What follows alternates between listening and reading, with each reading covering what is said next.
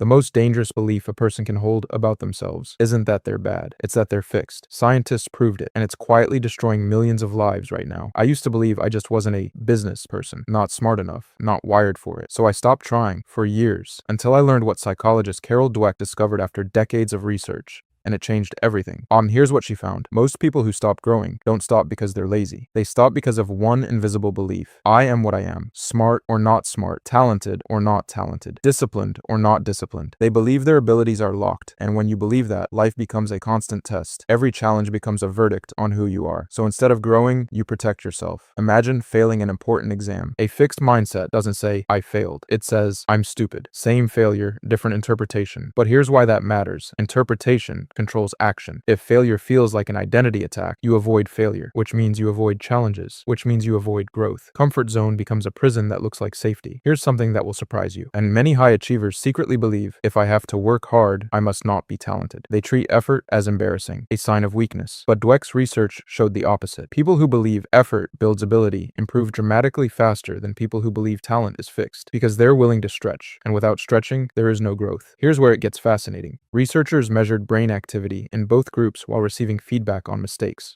Fixed mindset people, their brains lit up only when they heard whether they were right or wrong.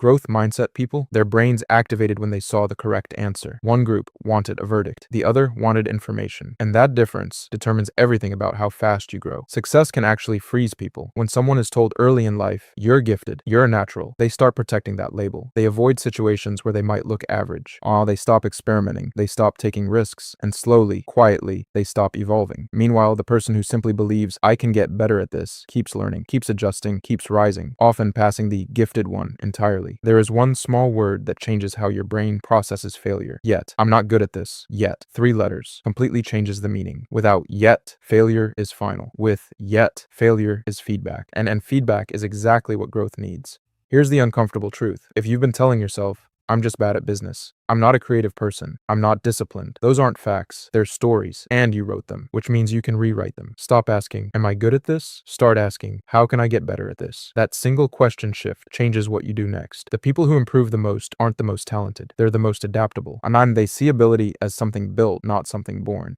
They don't protect their identity, they evolve it.